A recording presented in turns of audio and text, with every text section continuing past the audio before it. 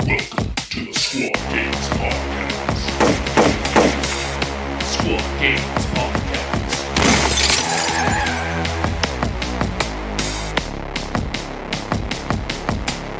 Last podcast. Wow, what a stunner. So I have something for everyone. We're going to continue on this trend. I don't know if I remember that far back in the day. The last podcast, it's been years. Yeah. Ages, man. I've grown. Like 20 minutes. Matured. Yeah, we have this time. I'm going to introduce them both right away. We have Kimmy Jelly on the podcast, and we have Orion, and we have Giacomo. And I'm going to start this off, fellas. It's going to be spicy.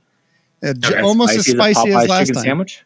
Almost as spicy. Almost. Ooh, okay. So in the realm of dice and strategies play, Kimmy Jelly Master strides his own way. A patron of Glass Half Dead's lore profound. Success in Kill Team, his legends abound. Custodes, his chosen in armor array. On the tournament fields, they hold potent sway. Mastering the art, a triumph displayed. Kimmy rises in glory arrayed. Top tier patron, a supporter true. Last Half Dead's wisdom, a guiding view. Jelly concoctions, a sweet alchemy. Kimmy's success, a testament to be. Major tournaments witness his might. Custodes marching, armor shining bright. In the winner's circle, basking in light, Kimmy, the champion in glory's height. Jelly dances, celebration grand, sweet triumphs, echoing across the land. Master of Kill Team, custodian command. Kimmy's legacy by fate's strong hand. I hate you so much. That was like a solid minute and something. Oh my god! Yeah. Somehow I think most of it was still sexual. Yeah, probably. I felt aroused. I don't know if anyone else did. I will say that's called an epic, apparently. And I fed a little bit more information to ChatGPT so it could. I didn't notice. Yeah, You put a damn social security number. I feel like it's watching me in the bathroom at this point. What's going on, Dakota? But You need to eat more fiber. I have a surprise. I have one about Orion. Are we ready? This one's not as long. No, it's not. All right. This feels unfair. This is way unfair. All right, go ahead. Let's hear it. In tailored suits, humility shines. Orion, the king in chaos's design. Elvio's champion with humble lines. Worlds conquered in grace, where chaos aligns. Gellerpock's ruler, yet modest and true. Extreme sportsman in suits rich of hue. Chaos goats follow in chaos debut. Orion's humility, a tale to construe. In the Kill Team arena, chaos unfolds. Plasma spam's leader in stories untold. Humble in victory as chaos is scrolled. Orion, the gracious, in suits of gold. World Championships glory with modesty's born. It's still pretty long. Chaos's emissary, humility's born. Suits and chaos, harmonious mourn. Orion's legend with humility adorned. I like how it took like very specific things and just like repeated them over and over. Yeah, a bunch of times. All right, let me break this down. So it was Jelly Custodes was like the entire theme of like Jimmy's. It's just like Custodes and jelly and yeah. And mine just like he's wearing humble suits and it's kind of chaotic. Are you hurt as much as I'm hurt? Because did they mention suits at all for me? No, they didn't. Not even once. Nope. I'm so mad. You can thank Glass one Half suit Dead for reference, that. Dakota. Terrible. I'm going to end my Patreon right now. I'm gonna click it. You guys keep talking. I'm going to click on Patreon. If I remember my password, Dakota, you're screwed. I'm ending my Patreon right now. Hey, you have to what was it in the Patreon? You made a Patreon comment under Glass Half Dead's video. So you thanked him for winning KTO. Top tier patron. Oh, we're gonna dig up recent history from like a year ago. Okay, that's fun. That's very So recent. yeah, after I won KTO, it was on YouTube, I think. I made a comment as like, I owe my victory to being a Patreon member of Glass Half Dead. I thought like, hey, if I suck his dick a little bit, maybe he'll have me on his like as a guest. No, I was never acknowledged. Not once. Ignored. Like he talked about me a couple of times. I'm like, hey, you want to interview me? He's like, I'd rather die in a ditch. I'm like, that's a little bit rough.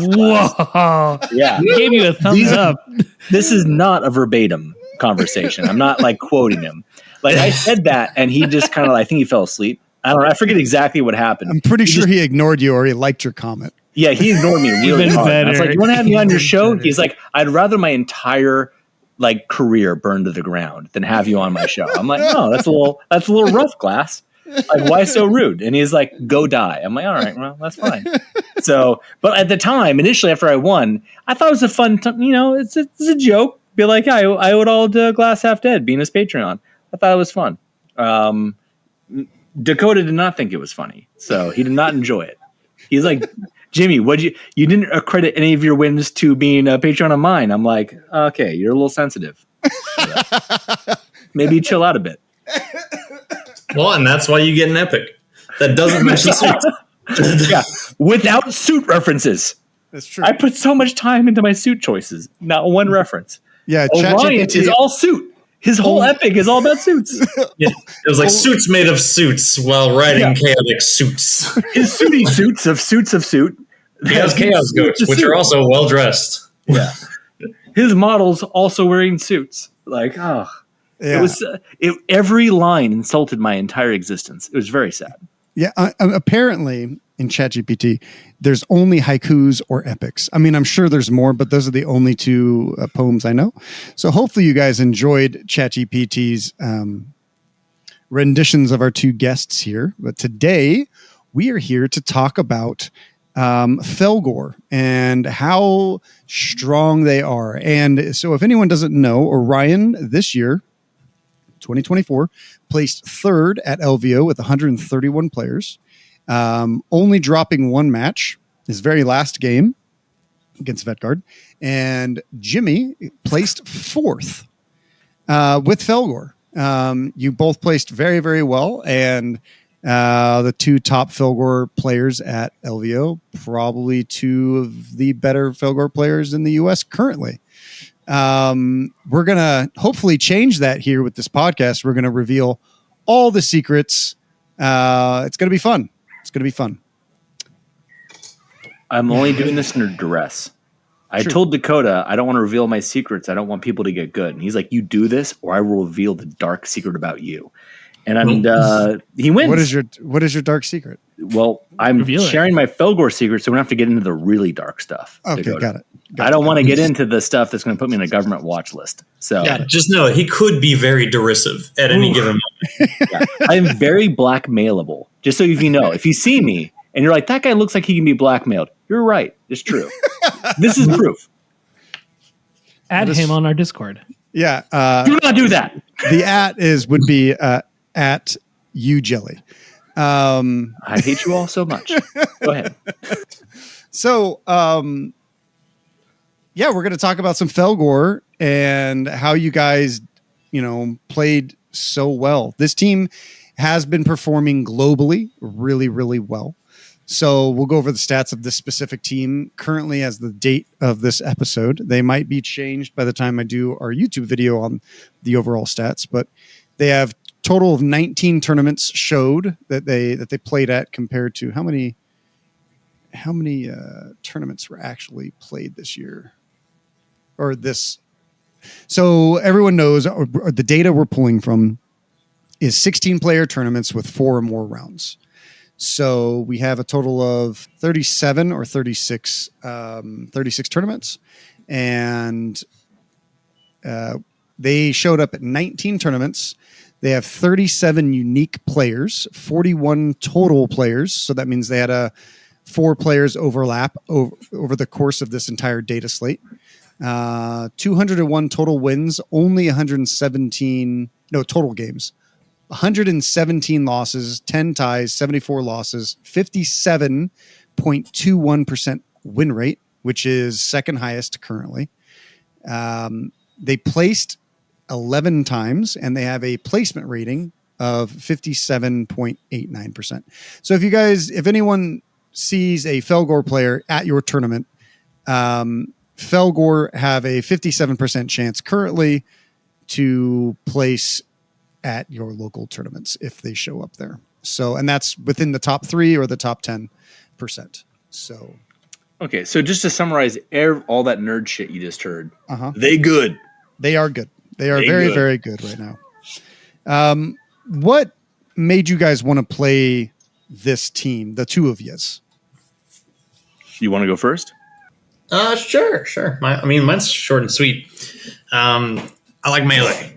I like angry goats. And the fact that I had made a team that I really liked out of various pieces and kits is the main reason I wanted to play them.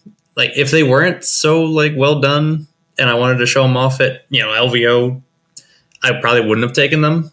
But because it was it's a melee team, I was very proud of them, and I was going for hobby awards. I took them to LVO. That's why I played them. Fair enough. How about you, Jimmy? I feel like I was expecting more. It's just short and sweet. I like melee. I'll play any melee team. I put so much thought into it, and then you're just like, I like angry goats. Like, it was like I was really going through the meta, and I'm like looking at all these different teams. I'm like, what about this team? What about that team? And I'm like figuring it all out, and you're like, I like goats that scream, and now I kind of wish that was my thing. I feel like that was good enough. Like, hey, they're goats. They're angry. Boom. Bada bing, baby. There we go. Profit. Yeah. Step 1, angry goat. Step 2, profit. There we go. Yeah, I like that. That's great. No, I think everyone has this idea that melee is difficult on open, and maybe they're good in the dark, but they're difficult on open. I really feel like the entire meta of Kill Team has shifted to melee hordes. And I think it's shifted a decent while ago. I think Orion was one of the first to figure it out with Gellerpox in the first Worlds. The melee teams, if you play them right, can be so strong. And they're hard. It's hard to play it right. But I wanted that challenge of taking a melee team and trying to play them well. I think if you play them well, they can do really, really well. It's not easy. But it was different. I've played Breachers, I've played Commandos, I've played different teams, and I wanted to switch to this pure melee team, and I really enjoyed it. I still feel like even through LVO, I'm still learning this team. I feel like it's going to take a long time to really, really get all the synergy and all the understanding of how this team can run. But I really like the potential they have on the board. That's fair. The other interesting thing about melee hordes is I think that Orion has had a really good view of the meta, probably for a while, right? Melee hordes, like you said, have been some of the strongest for a while. Outside of the U2 and Adrian, who have kind of mained a lot of melee hordes. Fellgor were definitely slept on. When they first came out, I know I had conversations with Orion about them, and then once they got nerfed, everyone stopped playing them, right? I believe Orion, because of that, you went back to Gellerpox for the Worlds, and then eventually everyone kept Jimmy, you were one of the first people that I knew that was hey, this team is still hella busted. And then we played at Merry Mayhem in December, and a few other, I saw them crushing tournaments still and doing really well at SoCal and these other things. And SoCal and we felt like the only place that was still like actively playing Fellgor even through their nerf, because I didn't see them being played on the East Coast. I didn't see them being played. I don't keep a heavy watch on the European scene, but Australia, I didn't see them anywhere. And then they were really, really good. And then they got a buff, and then you two were like already playing them. So, what made you, Jimmy, want to start playing this team before they got their buff, and you thought they were good enough to take to like Merry Mayhem, which was a 32-person tournament? Yeah. Oh God, that's such a tough question. I don't know. I feel like I really want to go into a melee team, and the idea of playing Colts made me kind of a little sick inside. It's so gross. Like the Colts are so like, are they really strong? Even still, I think they're still pretty strong. Now I think it's okay. If you want to play Colts now, I think they're a very strong team still, and they can still be a problem. But with all their nerfs, if you like, you have to play them very well. Maybe you can bring them, and I won't hate you a little bit on the inside. But like Fellgor, at the time when I started playing them, was before the recent buff, and I felt like they really had the potential. They have so many tools. There's so much they have going for them. 10 wounds is great. And then with all the abilities, the strategic ploys, the tactical ploys, every one of their ploys is fantastic. Speaking of which, I feel like one of their strongest strategic is pelting firepower. Just saying. Yes, I would concur. Yeah, the best. I think I could foresee a game where you played nothing but pelting firepower. I'm just saying. That sounds crazy, but I feel like I'm going to throw it out there. But that team has so many tools and so much synergy that you have to play it several times. But yeah, before the recent buff, I wanted to get into them because I felt like they really had something there that made them strong when no one believed in them at all. And they got like, it seems like a small buff, but that small buff makes a big difference. So And is that big? I was in. Did you start seeing their power because like Sam never got off of them, and you played them a couple times, and you're like, wow, these guys are pretty good? Or were you just looking at random teams, or like what was your first like inclination at looking at them? I think the first reason I actually started to write them off was because their hard matchups are elite teams. Like teams that can beat them in melee can really. Orion, do you agree with that? Like teams that are good in melee, like good elite teams, Legionary or Intercession, if you play them right, can be their stumbling block. Oh, for sure. Yeah, I mean, Gellerpox as well, even like the Chaos Cult matchup, those aren't easy matchups for them. Yeah. Like a team that can statistically like pump out more damage and more crits than you in melee, your safe space, is a problem. But they can bully the guard teams. So does that make... Because the other big baddie that we haven't talked about is Commandos. How do they fare into Commandos, who's another like I think they have melee balanced team? The what? I think they have a good match. It's a tougher match into a great Commandos player. But like against an average Commandos player, I think they have a good match. I think it's legitimately 50-50 in that matchup. I don't think either side has the advantage because the Commandos, they have the versatility. But also, if they don't quite roll well on the shooting, then the Fellgors get in, and then they get the superior melee. It's a big back and forth, and it really depends on how well the Fellgor player can leverage just a scratch. Fully agree. How many teams have a balanced match into Commandos? There's not many. Not many, no. Elites are good into Commandos. Other than elites, most people just struggle. So being on equal footing, and if you can be a better player, you can beat a Commandos player with Fellgor. Now, if you're a great Commandos player and a great Fellgor player, that really genuinely is a 50-50. You're pretty actually well balanced.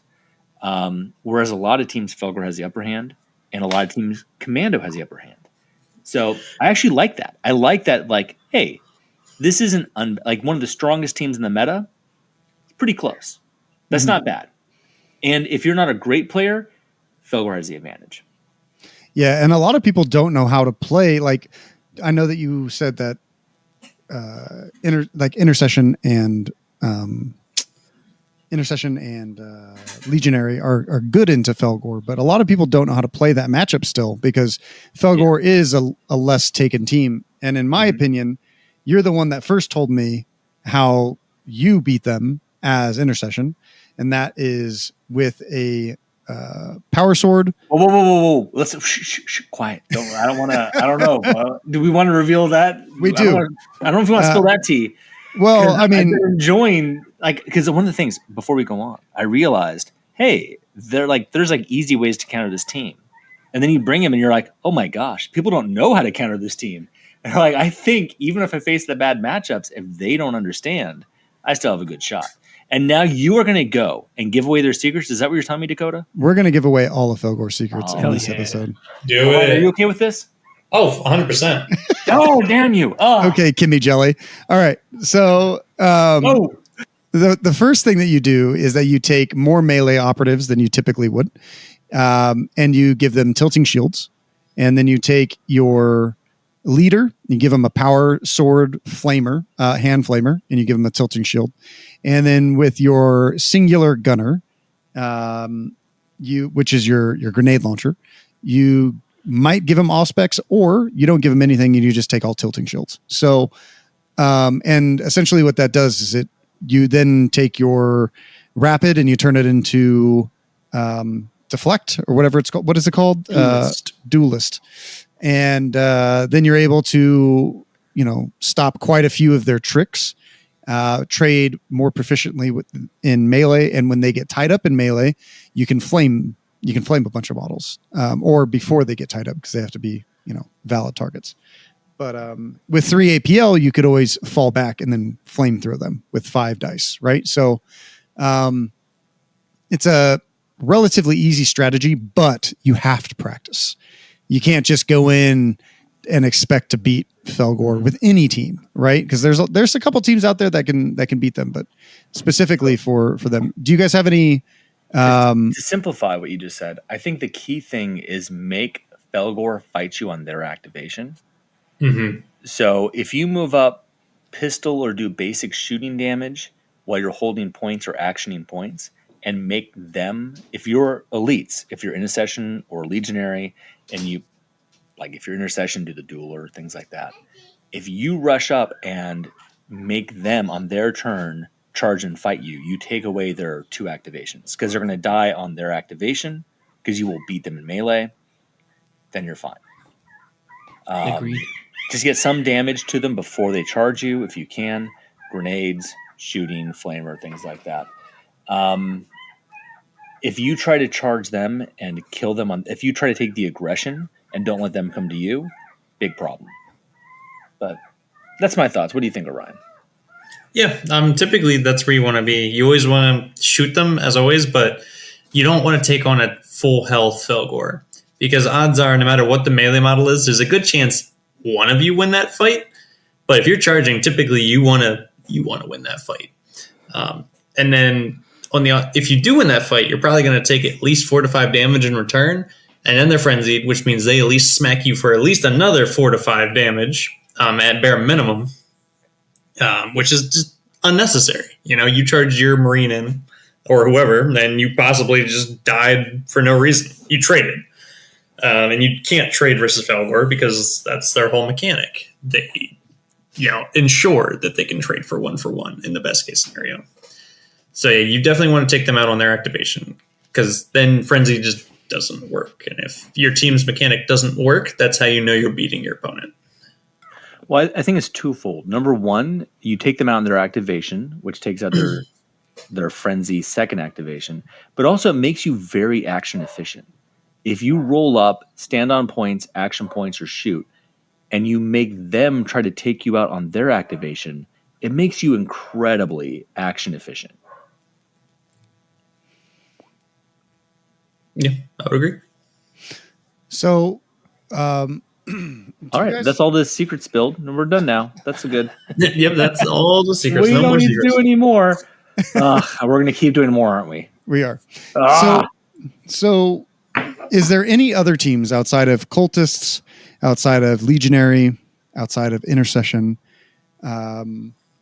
or commandos that have a decent shot into this team? Vanguard always has a shot. They just do, even though it's pretty much lost on Into the Dark. Do you guys have any other teams that you guys think are... It's not lost on In the Dark. I feel like Fellgor has a hard time synergizing on In the Dark. But Vanguard is definitively one of the teams that can be good into Fellgor. I would say that there's a lot of teams that can still beat Fellgor. Like I don't think 100%. Fellgor are just like the end all be all to a lot of teams. In some of the elf teams, like in some of the elf teams, I think it's extremely hard for them to win. But one of the biggest problems Fellgor will always face is loot. If you're playing, for me, if you're playing 1,000%, absolutely, that's our hardest match by a mile. Yeah, loot makes any match favorable for your opponent if you're playing Fellgor, just because Frenzy Ghosts can't do it. Especially loot on Into the Dark, right? Yeah, because it's a lot of extra activations, dude. Yeah, and you have to leave 2 models on like objectives. Oh my gosh, loot on the dark is so difficult. It's not necessarily a bad thing. I think Orion's thinking like, I don't think Jimmy knows how to play this team. No, I would agree. You have 2 guys on the back who hit objectives, and then 2 guys who go and open a door. You've already wasted 4 models doing jack shit. It's true. Imagine how Space Marines feel. But I mean, they have at least 3 APL. They at least have 3 APL. Yeah, that's a tomato potato situation. So we'll go over some of the operatives, and then we'll go into some some strategies via turning points on both open and Into the Dark, so that players can listen if they're thinking about picking up Fellgor or playing Fellgor, they can relatively do this with a couple strats from some of the pros. So Fellgor Ironhorn, the leader of the team, is very important because he can call the herd. Is that what it's called? War cry? Call the attack is what it's called. Call the attack. Mm-hmm. Yeah. Do you guys always take him with the plasma pistol? No. Oh. Why don't you? In what instances do you not take the plasma pistol? Every game, I don't take the plasma pistol unless I'm playing against commandos. Commandos is the only place where I take it. Is it because it's 5 damage? It's just it guarantees like a kill on him. All right. So here's the deal. I got so drunk I didn't pay attention for a little bit. Can you repeat the question? So Fellgor Ironhorn, your leader, do you always take the plasma pistol? Never, not once. Wow, I would never think that. So neither one of you really take the plasma pistol. Interesting. Why is that? I'll just start it. It's the other pistol. It's not that much better. The trade-off really is the melee weapon. The melee weapon is fantastic with your strategic play ambush, where a lot of times if you're going against an 8 to 10 wound model team, excluding commandos, for my personal opinion. If you charge into somebody, you're pretty much guaranteed 2 crits, which is a big deal because the sword has rending. The other one has brutal. But it's 4/5 rending, which for your melee versus 4/4 brutal. And a lot of cases, you just want that 4/5 rending. It's just fantastic. It's hard to parry out of. It increases your luck to pretty much 2-shot any 8 wound model, 8 to 10 wound. I don't like the plasma pistol as well because you need all your CP for all your dumb little tricks. And I'd rather spend them there than having to reroll to have my leader die on his own activation.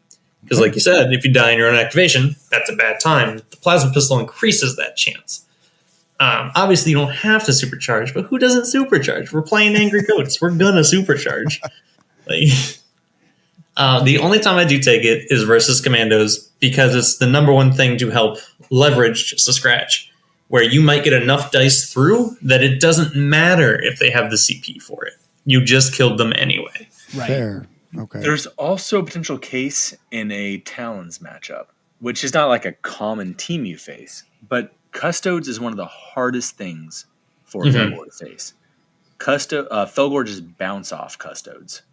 It's so tough. You can't stun them, so the Tox Bomb does nothing. They can turn off crits. They can double parry. The custodes can double parry. It's so freaking tough. One of the only things you have is the chance to overcharge a plasma pistol. So yeah, like I think Talons and Commandos are the only time you take it, but for the most part, the ability to take balanced and rending for 3-5 damage is fantastic. Like that's a no-brainer in the average matchup. That's fair. Okay. And like Orion said, the melee weapon, the corrupted chainsword, is just definitively better. And with ambush, so anyone who's listening, ambush is for 1 CP, and you can turn a normal hit into a crit. And then with rending, you can take another normal hit and then turn it into a crit. So you can essentially get 2 crits. You're guaranteed 2 crits with ambush and a very decent likelihood of 3 crits with a model that hits on 2s. So yeah, ambush with that corrupted chainsword is super strong, but it's definitively by far the best melee weapon. And then the pistol is just objectively not the plasma pistol can be good, and it's spiky. It really spikes one way or the other. Yeah, the thing is, the pistols don't change that much if we only looked at the pistols. Yeah. If the dude was just to go to the pistol and the fist, I think you'd still take the plasma pistol for the chance to just spike the damage through. But because you get such a better melee weapon, opposed to the bludgeon, which is really only good against an 8-wound team. Yeah. Yeah, like Void Dancer. A bunch of Eldar. Yeah. Eldar, man. But in that case, again, you want the pistol. Corrupted Chainsword's still just as good against Eldar. Right. True. Yeah. So it's not like both are just as good. There is just no reason you would ever not want to take the Corrupted Chainsword. Fair. And if that is significantly better and the Corrupted Pistol is marginally better, then it's just all better towards taking Corrupted Pistol and Corrupted Chainsword. So when would you guys call the attack? Is it every strategy phase that you can, or yeah, absolutely. Okay. Yeah, there's no right way to say who dashes or when you should use it, when you shouldn't. Of course, that's really depends on the match and how things are going. Because I've used it offensively, defensively, but you do it every turn unless your leader's dead. Fair. So. Before we move on, can I talk about a mistake I made during LVO? Of course. When you call the attack, especially turn 1, you want to optimize it. But it's very easy, I think, to try to overload one side and have too many models dash. Like sometimes you want to get so much efficiency out of it, you just overload one side. And I think it's important to make sure you have several models take advantage of that dash, but don't overcommit. Don't try to over-optimize the call the attack. Does that make sense? Yeah. Ryan, do you agree with that? Yeah, I mean, more often than not, unless I'm on like Into the Dark, I don't really dash more than like 2 or 3 models with it. Just because like most cases, your goats aren't really doing anything but moving and dashing turn 1 anyway. So just because you dash them doesn't mean they're getting into a better position than they could have by just moving and dashing from the start. That's fair. Yeah. That's very fair. In fact, you might just be dashing them into the open. So correct. It's always like sometimes you can really move a bunch of models, especially on In the Dark. It's really nice. Like sometimes that dash gets you behind the second wall, so you can be right behind a door. There's some really strong advantages, but you can really stack it up where you can get a bunch of models in one area. And there are some games where I'm like, I really just want to move all these models up behind this wall where they're in a better pose to strike out turn 2 or whatever, or even potentially turn 1. You don't want to stack too many people. You can really get a lot of people in the area where call the attack can affect them. You want to take advantage of it. You don't want to overload. So that I guess that's all I'm saying. Yeah. I have played one game with my girlfriend where she was learning Fellgors, and she made a play I had never seen before. She put everyone within the call the attack bubble. I was playing a close combat team as well. So she's like, fuck it. Everyone is going to be affected by call the attack because you can manage it. Really? And the entire team dashed forward. I'm like, oh, I didn't think about that. So everyone on the podcast knows Orion's secret training partner who wins him all of his games is Angel. She is a badass at Kill Team. She just doesn't come to tournaments. Mm-hmm. She teaches him all the secret tricks, just like that one. Yeah, that one was one I hadn't even really considered before. So I think I jumped the gun just a tad. Typically, we talk in order. So let's go into Frenzy. Everyone kind of knows what Frenzy does. So strategic ploys. Do you guys have a favorite strategic ploy that you guys use like all the time, other than pelting firepower? Apparently, Jimmy. I mean, why else would you use? What would you spend your CP for if not for pelting firepower? Yeah, that's true. I feel like before we move on and actually discuss this, we have to have the Yeah. We gotta get this out. Dakota, you're gonna start us off. I don't want to have to talk. Yeah, of course. I'm too busy insulting people through my DMs as we're having this podcast. So Jimmy and Orion talked about if they were going to play on stream at LVO, they made a pact because they were both playing Fellgor. Orion, do you want to? I got you. Okay. So the concept here is the Fellgor mirror match is legitimate cancer. Nobody likes it. It's not fun. So what I proposed to Jimmy was if we play, we're going to make it the most fun by we only spend CP for pelting firepower, nothing else. And there was an immediate like glimmer of hope in his eyes because that sounded just like the most fun we could have. And we weren't going to tell anyone. We weren't going to explain any rationale. We were just going to get on stream and just spam pelting firepower and have a good old Western shootout on those boards. No melee, just goats shooting goats. And we were going to hope that the chat just blew up in hysteria. Because that would be fun. Yeah, I regret so much that did not get to happen. That would have been better than a day at Disneyland. That would have been so much fun. By the way, not just other strategic ploys, tactical ploys. Would we play Blood Sense? Of course not. Animalistic Fury? Never. No Wild Rage. Those things work for melee. We're shooting. Yeah. Are we here to fight? No, we're in a shootout with people that are mostly blind. What's the Mangler do? Not a damn thing. That's what our goal was for that entire game. It didn't get to happen. And we blame that on you, Dakota. So yeah, we do. We do blame that on you. Yeah. Well, I gave Orion 5 chances to play you. Okay. Seriously. Not enough. You should have rigged it. Yeah, one more. It would have been a glorious match. We should have been 10. LVO should have been 10 rounds instead of 9. Nah, should have been. That was your mistake. Yeah, if there was one more round, we were right. We were like tickling each other. We were so close. You guys were. Yeah, there's more round. I think we had the same number of total, like primary and secondary points, but we were 1 tournament point apart. So, which, by the way, just so you know, I'm going to throw this out there. I've told Dakota this. Like, we were so close. We were like right there, like Titan points, and you were 1 point ahead. But like, here's the funny thing about tournaments: we may have on paper looked so close. You are so far better of a player and better of a player. It looks like we were close. You were like light years ahead of me, and I was just able to catch up. Like I'm the guy carrying like your water bottles, and I'm like, I'm here too, and I'm like running behind you. Like it was on paper looked so much closer than it really was. I don't think so. I think we started the day right next to each other, table to table, and we ended the entire tournament basically at table to table. So I think we both ended where we started, and I think that's cool. God, Ryan, I love that. See, look, he's such a nice guy. I'm the kill team asshole, and Ryan's like the class act. I love that. That's fantastic. Well, that is what the ballad said at the top of the podcast, right? Yeah, that's why you didn't get any suits in there. That's why I didn't get any suits. Oh, I'm still so mad about that. I want a suit. Dakota, write me a suit poem right now. ChatGPT would have to do it. So going back to strategic ploys, do you guys have a specific strategic ploy, maybe outside of ambush, that you guys use a lot? And if you do, what scenarios do you typically find yourself using? I've got one I use almost every turning point one. I don't know if you do too as well, Orion. I do not.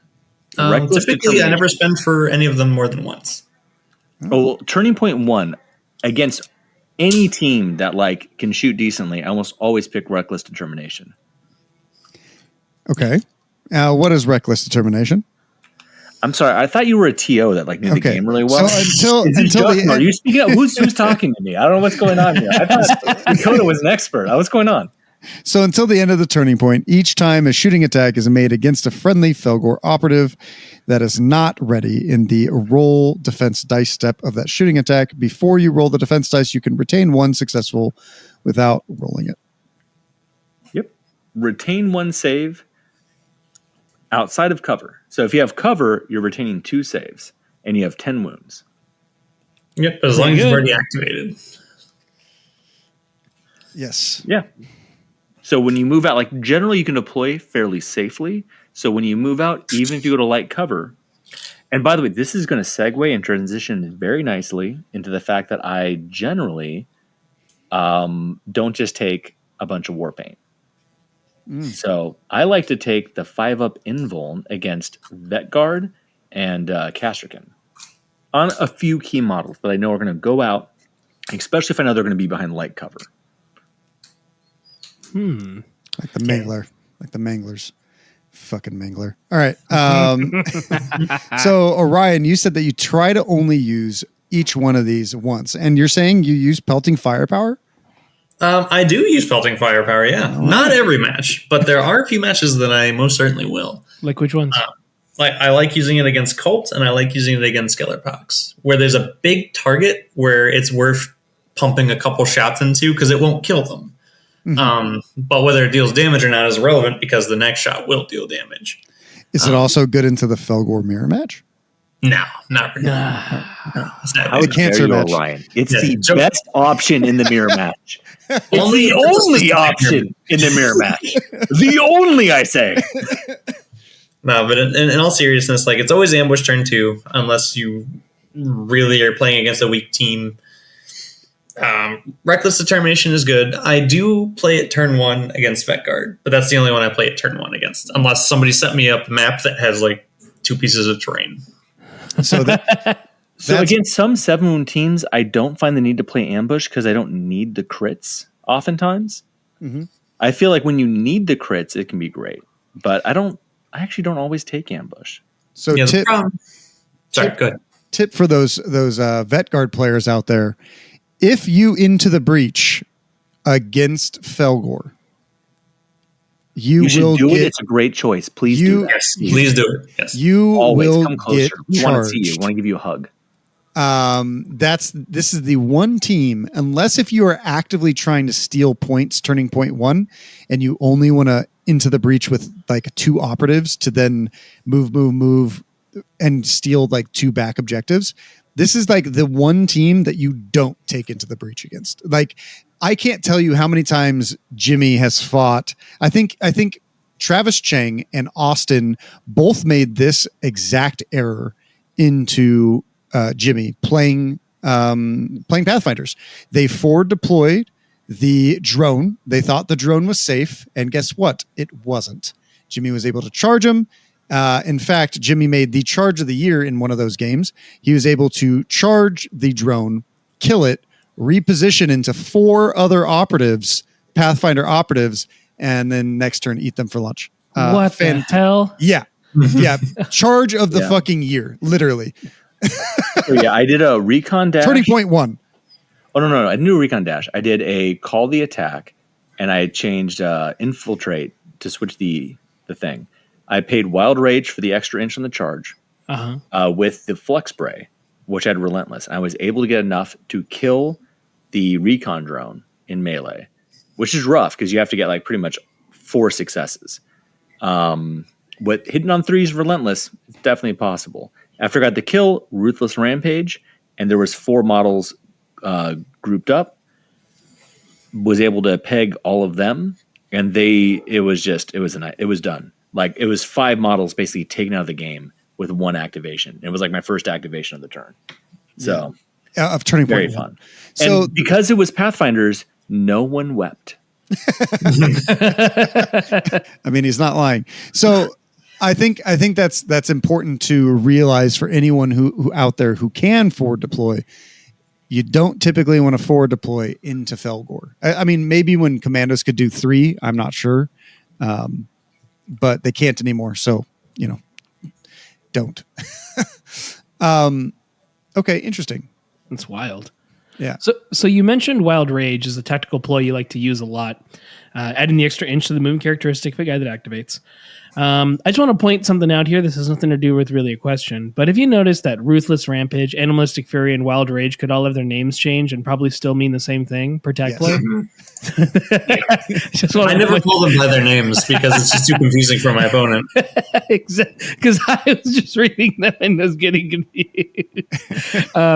But outside of Wild Rage, which obviously makes the most sense, you would definitely want to take that one. What's one that you're finding yourself using most commonly? I feel this is one of the most balanced teams. I don't know if you agree with this, Ryan, but like, what? This fucking guy. Not balanced. Okay, I don't know. Their ploys, I never lean too much on any one of them. Okay. Like, I very rarely use one more than once.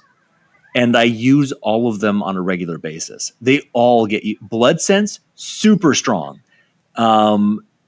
Like the extra 1 damage, Animalistic Fury is 1 additional damage on the first strike for the critical hit. Incredible. Like every single ambush, Violent Temperament, Reckless Determination, every single one of these has a very key place it's used. Yeah. There's like some teams have like 1 or 2 really strong, like, top tier ploys you use, and you just lean on those really heavy. This team, it's all about when you use the specific ploys. There are none of them that are like, oh, this is the ploy that needs to be changed. They're all very good if you know exactly when to use them.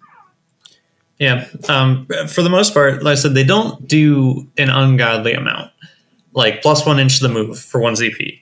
If you put that on some other teams, nobody would really care. Hearthkin would care. Even that, this is not something that would break the team. It's not. It would be a good ploy for anybody, but it's not an insane ploy like Barge, for example, for Fellgor, or for Yellowbox or stuff like that. Or just if this team had Barge. Jesus Christ! Do not give them any ideas; they will use it. But yeah, they're all pretty situational, but the situations come up quite often, and it's what makes them always usable.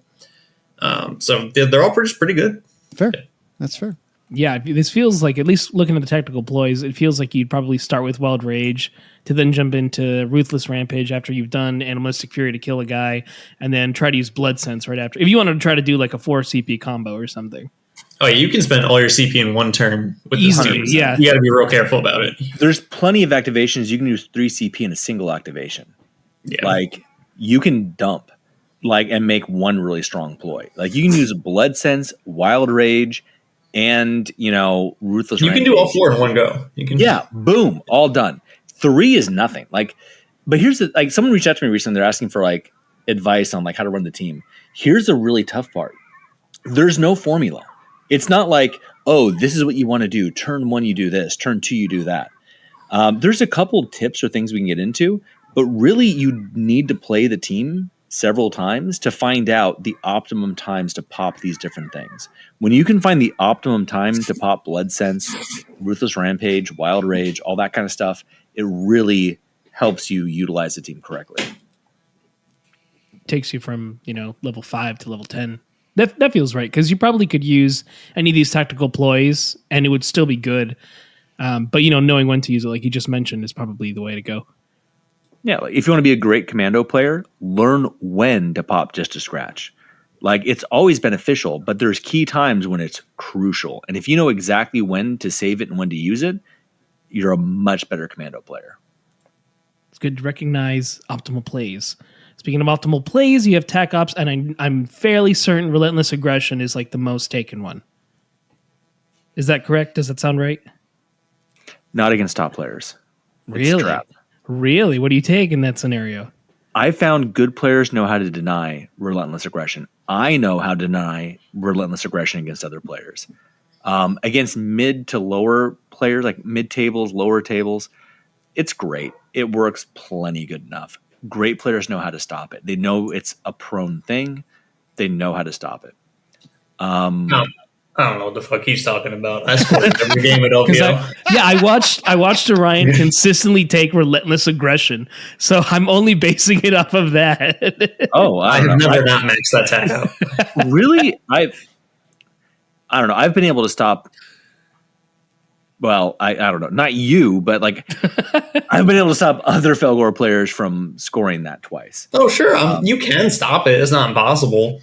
As the Fellgor player, however. Ooh.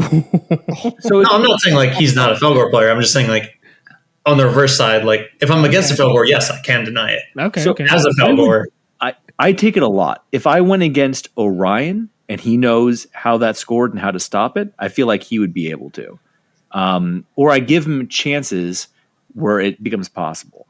Actually, in a mirror match, it's pretty consistent and easy. Yeah, it's like you're going to score it twice. But if you go against a really top, like, I don't know, Baki, you go against, I don't know, Adrian. But you took it against Adrian. Did you max it against Adrian? yeah, I didn't. I took it every game at LVO and I maxed it every game. Yeah, I guess even Adrian, like he's going to stick his orcs in. You're going to get it. It's undeniable there. Well, it's not. It's one of those things where like I pretty much maxed it almost turn 2 in almost all my games. Mhm. Oh, okay, I guess it's a really strong one. I feel like I feel like as more time goes by, this is a tac op that can be denied. I'm able to deny it on a regular basis because I understand it and I know how to play against it. Most people are not going to put the mental load into stopping it now. The more time they get, they can do it. I don't know. I like things that you can set up where you know you can get the points. So scoring their ways against certain factions. If I play against Vetguard, I like scoring their ways. There's Castrican. I like scoring their ways.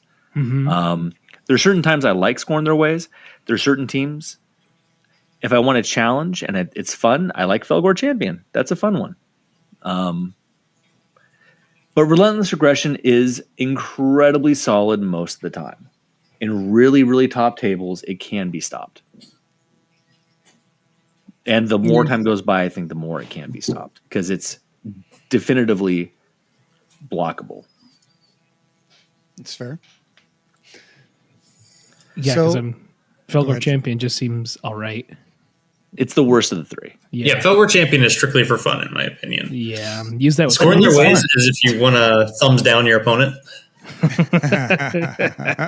Well, that's a pretty good choice. If you want to just straight up thumbs down. I think when you flip over the card, you do give them a thumbs down. That's it. That's what I mean. Yeah, Yeah, It's exactly. like, I don't like that guy. He's gonna die. scorned. It's, by the way, fantastic against the demo mine on Vetguard. It is. So they have that, like, if Dakota is like, I love to take my demo mine and shove him down your throat. And you're like, hey, just so you know, if he comes to my side of the board, I get 2 points. Like, let him deal with that for a second. Like, how about you take your demo mine out of the game or you give me 2 free points? That's a fun mental game. So my only problem with that is typically there's a lot of places where scoring their ways is great. There's teams where it's like, this is really good. You know, you target Thrice Cursed. He's a great target. He's going to come towards you, right? But sometimes I've found it's just like, why am I doing this when I'm just going to score Relentless Aggression anyway and not have to worry about killing that one guy? Because sometimes that guy doesn't die. Or sometimes he dies within 6 and not within melee. Where you only get the 1 point opposed to the 2. Beta Decima maps. Right? Yeah, well, that one's a little I'm hard not to get. considering Beta Decima for this conversation.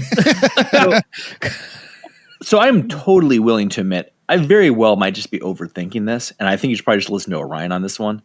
I'm able to block Relentless Aggression, and if I have a consistent play partner who plays against me and they know this specific tactic, and they're going to work against trying to stop this specific tac op, like it's possible. If you go to a typical tournament, it's not going to happen. You're going to get this 2 turns in a row.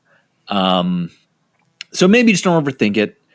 Relentless Aggression is probably if you're just starting off, by the way, just take it. If you're just trying to learn the team, get into it, learn how to optimize them, I think there's no question it's the easiest to get into and understand. I think if you want nuance or to understand things, if you just want to think like, hey, I take this and get 2 points every time, some teams might surprise you sometimes. Oh, for sure. Yeah. Probably the best way to start. Yeah. So moving on to the rest of the operatives, right? The cool thing about Fellgor is that every model is good.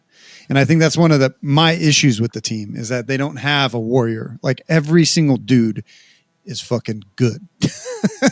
Like I fucking hate this guy. And most people know him as Gong Man or Bellboy. Or his name is Bing Bong. Bing Bong, right? Buckmaster. Yeah. Bong Master Goat. His name is Bing Bong, and you will respect it.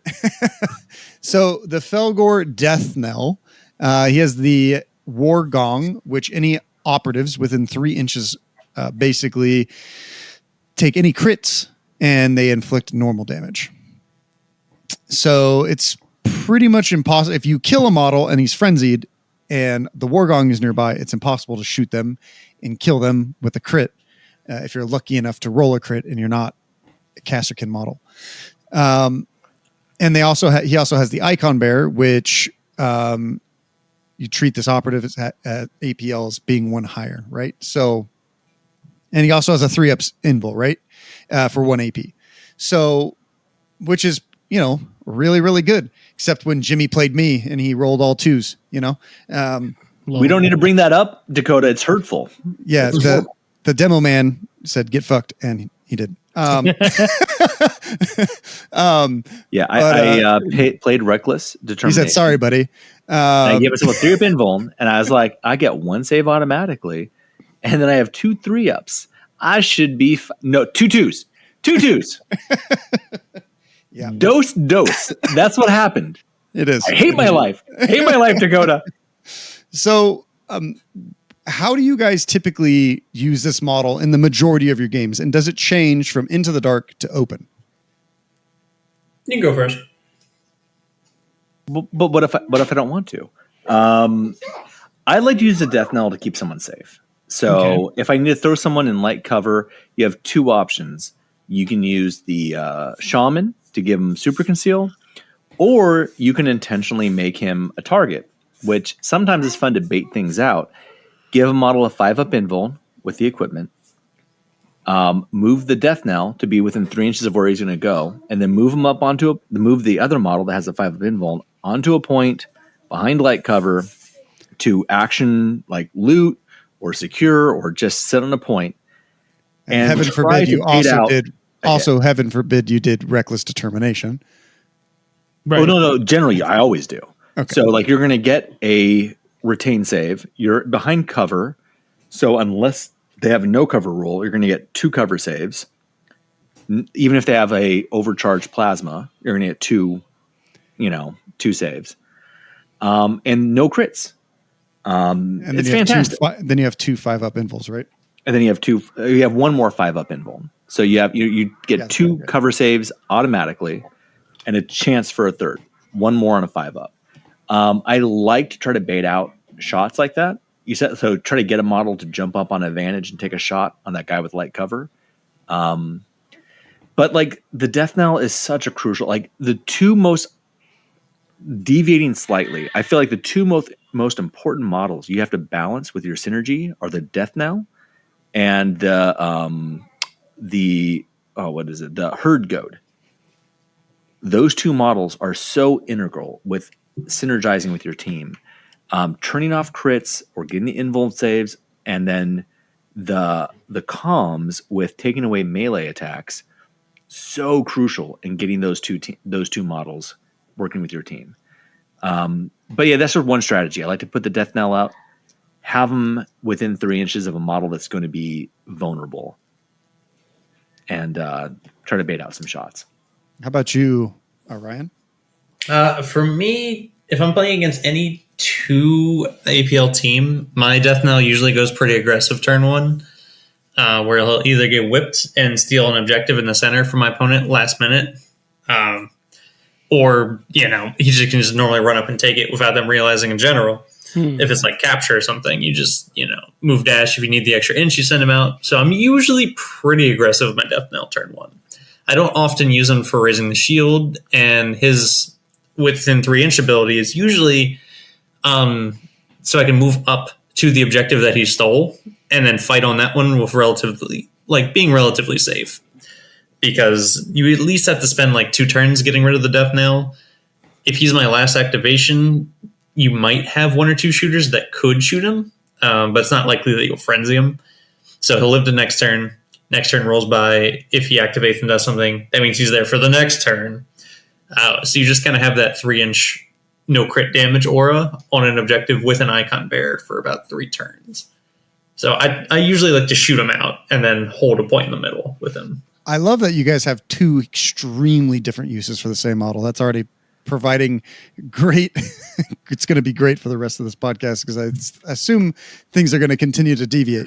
And the great thing is that you guys both of these strategies are extremely viable because you both did so well at LVO. Right? You know, like, I think the real winner tactic here is to listen to both of us and then do what Orion says. That's probably if you want to play it optimally, just do that. Just be like, I listened to Jimmy, and then I threw. Again, all he did the same damn thing I did. I don't know why he sold himself so short. Yeah, I think you're all right. All right, I appreciate that, Orion. That's very cool. Yeah.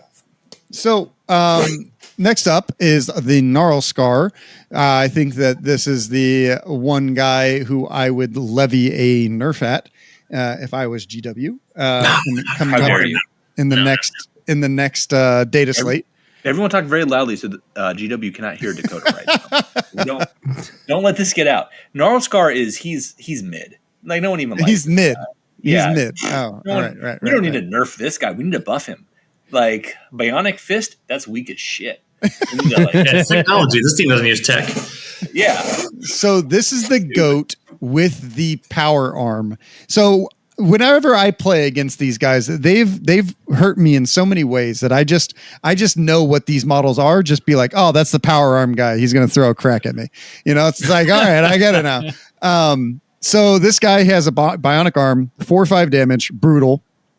He has his ability is that he's cunning. So at the end of this operative's activation, you can change its order to. So heaven forbid you charge, you throw a crack grenade at somebody, you kill them, and then you're behind a barrier, and then you just turn them to conceal because why not? Amazing. And then he has uncompromising attack, which is 1 AP, and you get to make a free shoot action while in engagement range. And that's what people typically use the frag or the crack for. Now, what's interesting is that I believe Jimmy was telling me in one of his matches, he actually used the frag and he shot himself, but he didn't care. So we'll get into that. Orion, have you ever used the frag with this particular model, or do you only use the crack? Yeah, no, all the time. He usually gets one of the grenades. Like if I do use the frag grenade, I will suicide bomb. It's just too fun not to do. I don't have to, and I choose to. That's so cool. I like that. Me.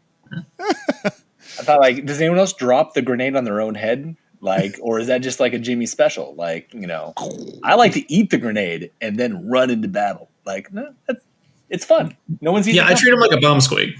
Oh, there you go. I like that. That's fair. And a bomb squig that doesn't die, which is probably the best way to use them. So, since you both use that one, what are the instances that you guys would use the frag grenade over the crack grenade on this particular model? I'll go first on this one. Typically, the frag grenade is for targets. You know, there's a lot of little targets, you want blast, obviously. You know, with all the pregame dashes, the extra movement, you can usually get this guy into a pretty good charge where you're going to hit a couple guys. Or you just charge one guy, you fight him and kill him, and then you throw the frag grenade afterwards. This guy's your biggest one to trade up. If you're out modeled on a team or you're behind, the frag grenade's there to level the playing field. And if you're on Into the Dark, it's just even better because it gains lethal 5. So if you can catch a lot of guys with blast, this is the guy you go for. Typically on Into the Dark, he's just running through a door into a group of people, getting all the blasts that he can. So the ultimate Chad move is that you whip him, he charges, he fights, he kills, he throws his grenade, and then he switches to conceal behind a barricade. Oh, yeah. Well, you don't need to whip him for that. He can just do that normally. Oh. Dakota, I don't think you understand how strong this model is. That's what everything you described is 2 APL. That's how freaking broken this is. I mean, he's underpowered. How is this He needs a buff. possible? That's all. That's what I mean. Uncompromising attack is a free fight action, then a free shoot action. You get it all. Or vice versa. Or vice versa. And switch his order. It's all free. Yeah, it's all free. It's like a literally buffet. broken. I'm And he has literally 11 Dakota. wounds. He can take a frag grenade. I'm literally clapping for the rules writers at GW. Amazing. Amazing. Don't do that. That's a sarcastic clap. We don't allow sarcastic claps on this podcast. Don't do it. So I literally 1,000% agree with everything Orion said. Against hordes, 5-up saves, things like that, you bring the frag. And if you Specialty targets, you take the crack. Yeah. Yep, exactly. If you can get the kill and then throw a frag, you are lighting up their world. Like, it is so devastating. If you can charge in, and Vet Guard is tough because if they're smart, that's when they pop only in death. You fight, and then you can't throw the frag because they can lock you up and keep it there. But like Pathfinders, you take a frag. You charge, you fight, you throw that frag, and you just decimate Pathfinders. And that's what you did at this event, right? You played Pathfinders, you charged, and then wasn't he frenzied and you Yeah, and killed him? I sacrificed. I don't know how much we want to get into that. I sacrificed 2 strong models turn 1 just to secure one side of the board to set up a beachhead, like a defensive bunker. And but when I did charge and fight with the Gnarl Scar, I set him out in the open. I knew he was in a worthy cause, so he came and frenzied him, and I still was able to get my charge off. But he was able to roll a 6 in melee, and he was able to parry away one of my attacks, even though he had brutal. If he didn't roll a 6, I would have killed the Grenadier. Because I couldn't kill him, I just dropped the frag on him, hit me and him and a drone. He slowed it down a bit. But I was still able to, like, I don't care if I hit myself with the frag, because I'm frenzied already, so it doesn't matter. Sure. Right. So rules question. Uncompromising attack, it being 1 APL. If you die and get removed in the middle of your shoot action, you can still perform the fight action because it's just costed 1 APL and you still get to continue, right? You're talking like if you're frenzied? Yeah, if you're frenzied and you get killed and, like, let's say you throw the frag grenade first and you kill yourself. Yeah, you can still then do the fight if you're frenzied. Yeah, Yeah. you finish your activation.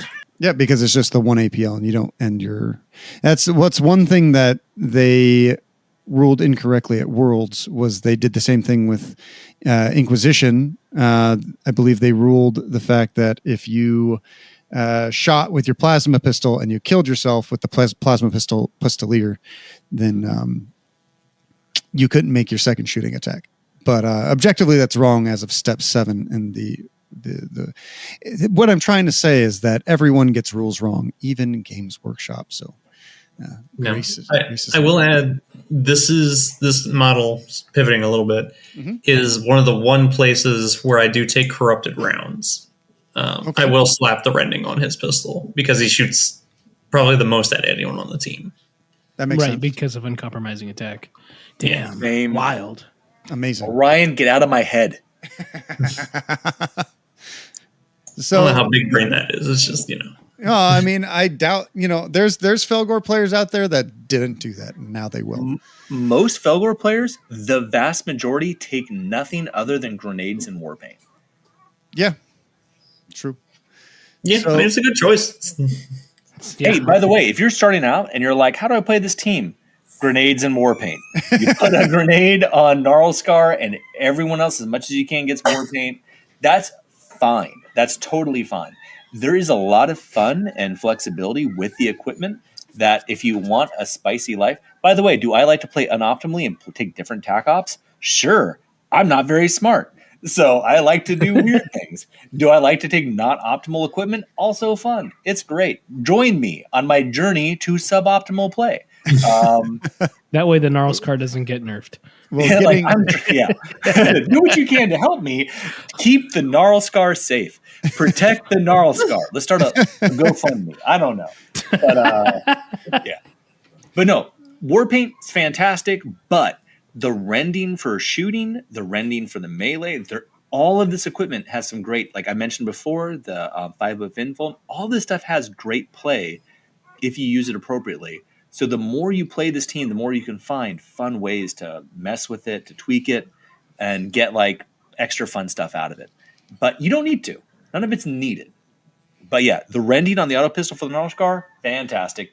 Definitely a fun little take. So next up is the Fellgor Gorehorn. It's interesting when you look at Fellgor, a lot of the operatives, there's at least one operative for each Chaos God, and then there's multiple for Khorne. This is the Khorne one. He has, no, I think that's the Skull Taker. I apologize. I'm fucking an idiot. This is one of the this is one of them. This is one of the top ones. The Vandal would probably be the other. Yeah. So this model has the Skull Cleaver, which is just a giant axe. So when you guys look at them and you see an oak, a goat with a giant axe, just be afraid of all goats. But this is one of them that you want to particularly fear. 5 up lethal, 4/5 damage, hitting on 3s. It's the champion, so it can perform 2 fight activations. And Head Taker, well, this operative doesn't have a frenzy token. Each time it incapacitates a friendly operative in combat, roll a d3. This operative regains a number of wounds equal to the results. Until the end of the battle, add the results to the critical damage characteristic of this operative to a maximum of 8. So yes, he can do 8 damage. It's amazing. He can do 9 damage, technically. Technically, yes, because of the one ploy. The one ploy, right? Yeah. The Fury, something. Yeah. So it's like, hey, I see your Custode, and I'm going to hit him twice and do 16 damage. You'd be like, oh, well. I'm sorry. Did you think you could crit damage a Custode? I think you need to brush up on your rules because that's not possible. That is true. That is true. That is true. Sorry, I'm an asshole. I apologize. No one takes Custodes outside of Jimmy Kelly and his children. The Jimmy Kellyans, if you will. Yeah. They're golden jellies. So the jelly family, if you will. The jelly family. So what do you guys typically use this model for, and does it change again on open or into the dark? He's got one good purpose, and that's to fight twice.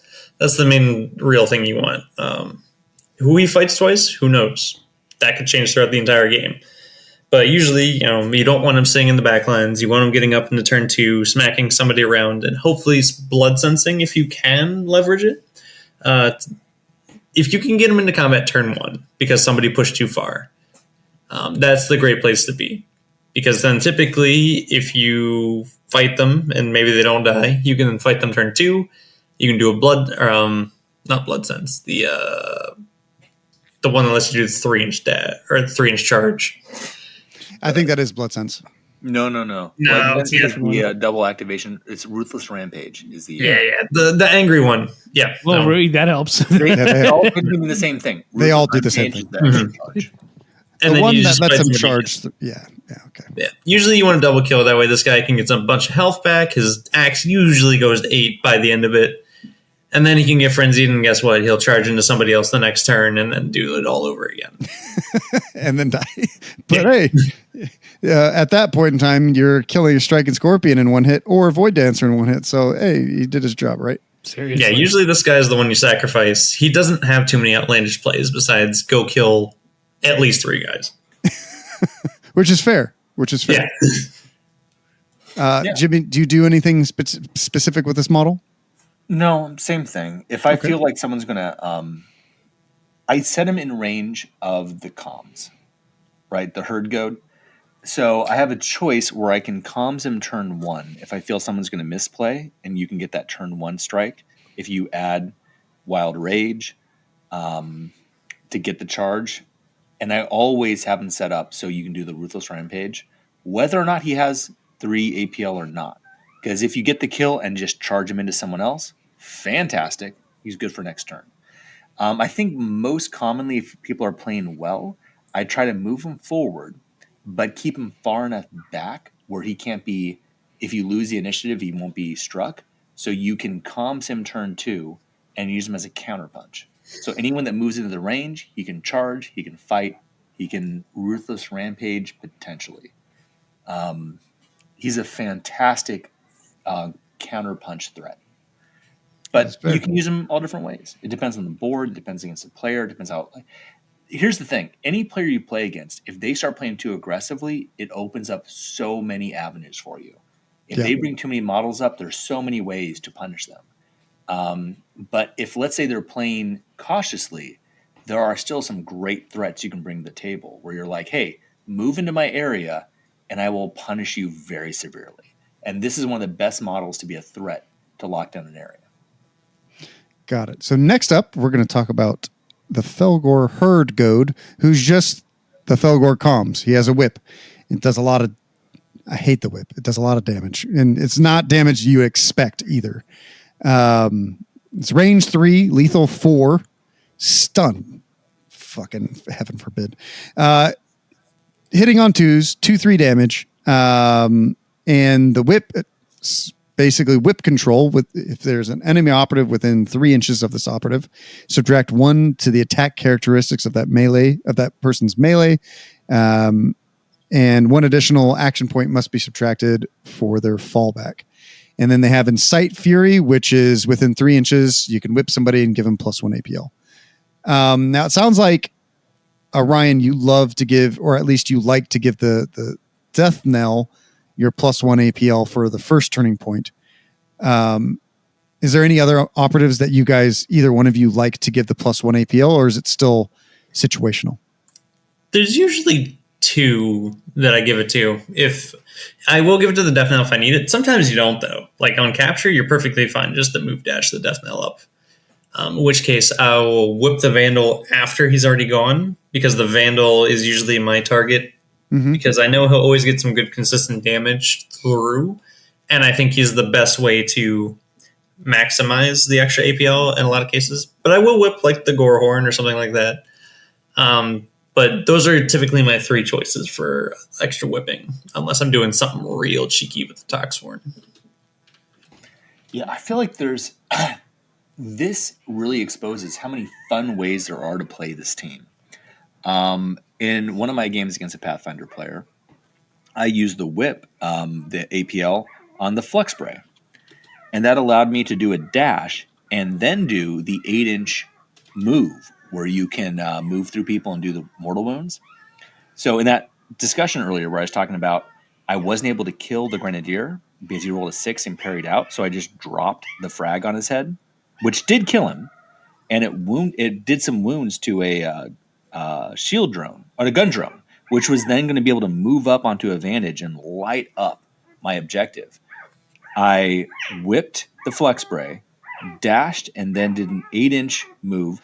I forget if I paid a CP to make it a 9-inch move, but I was able to get within distance of that gun drone and give it D3 +1 mortals, and was able to kill it.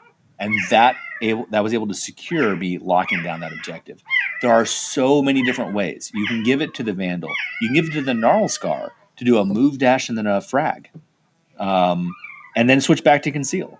There are so many different models that can benefit. It's just how you use it and how you synergize it together. There's endless ways to do it well. That is fair. There's also... So I tend to use this guy... I will whip somebody turn 1. Past that, though, I usually use this guy on his own. He's pretty good by himself. And in certain cases, if you're playing against like Galapax or Chaos Cultists, this guy is your ace in the hole more so than any other melee model because of how much stun he has. And if you pair him with something like Pelting Firepower, it can get really insane real fast. Yeah, surprisingly, Fellgor are really... They have a lot of stun. Like way more than you'd expect. Mm-hmm. I mean, that makes sense. They want to dominate their opponents. By the way, Orion mentioned the Pelting Firepower aspect with the Herd Goad to me at LVO. And when he mentioned it, my head blew up. Like, it's such a strong combo. Orion, do you want to mention that specifically? Or you kind of alluded to it, but just spell it out for the people. Yeah, typically, like, if I'm going to use Pelting Firepower, it's against primarily something like Galapax or Colt, where I will hit one of the Hulks. Usually it'll be just either with the Gnarl Scar crack grenade or something dumb. Where, you do some damage and you get the pelting, and then all of a sudden you can kind of get this whip up on a target who you've hit a Pelting Firepower onto up to 4 or 5 or 5-6 damage. And it just gets insane because you're more likely than not getting 3 to 4 crits with this whip. And that's just like a plasma with 4 crits. I mean, what are you going to do about it? Jesus. Absolutely nothing. And stun as well, in case you did live. The whip guy is a very unique model. It's one of the few comms that just can stand on his own. I've even used him, weirdly enough, to like on capture. What I did one time was I did the call the attack on him, moved him onto a point where a legionary was. So he was on the point with the legionary.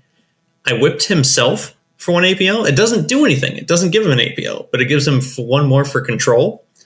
And then I shot the whip into the legionary, which made him down to 2 APL. And I was now 3 APL. So I removed his capture.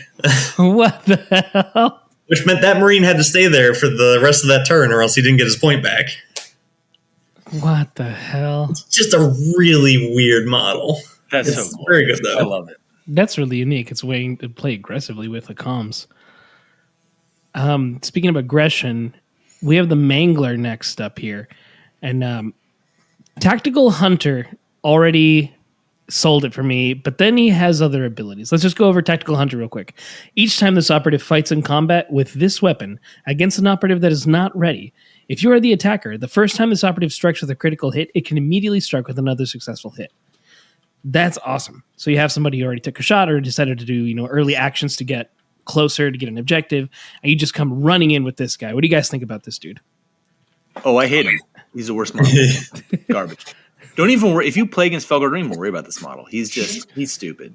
Don't listen to Kimmy Jelly and his That's lies. when he makes that like defense for an operative. This is like top tier operative right here. Savage Assault, everyone. Free He fight actually action. only whiffs for me, so he is on paper the best model, and he is just done nothing but disappoint me. He is not earning his father's love. It's very sad. I don't like it. Orion, does he earn your love? Oh, yeah, he gets all the cheeseburgers when we go home. Like, everyone else is eating stuff out the trash, but he's the one I take to McDonald's. He's the one I think. Because Savage Assault is a very nice ability for 1 AP. You perform a free fight action with this operative. Then after completing that action's fight sequence, if the operative is still within engagement range of an enemy operative, you can immediately fight in combat with this operative again. Mm-hmm. And you don't have to select the same target, just something within engagement range. Yeah, so this model I have nightmares about because he loves to kill a lot of Edgard really fast. Yeah, because all right, let's say he gets a critical off and then he's using Tactical Hunter. That's a critical and a hit. The one guy's just dead. Yep, and then he fights again. It's fucking stupid. Well, he can also swing a crit through as well. So, you can 2-shot a legionary if you do it right. You could 2-shot a legionary. You're right. Yeah, you could 2-shot a legionary. Single shot a legionary. Yeah, single shot. Oh with the my 2 guys. god, you're If right. ambush, if you get 1 crit, now you have 2 crits, and 12 damage. And just in case it was the aspiring champion as well, you can boost the crit damage by 1 for 13 damage. Let's say you think you're safe and you're an intercession, and let's say you're the leader and you got 15 wounds, and you can do -1 damage to a crit. You're like, I'm safe. He fights you, does 12 damage, which you're like, oh, that's only 11, sucker. This is no big deal. He fights again, now you're dead. That's it. It doesn't matter if you killed him. Yeah. He's still going to kill you. He gets his second attack. Even though you frenzied him on his activation, he gets the second attack, and he gets Tactical Hunter for both of those attacks. He can practically kill a custode, except custodes can turn off crits, so he can't, but he can almost kill a custode.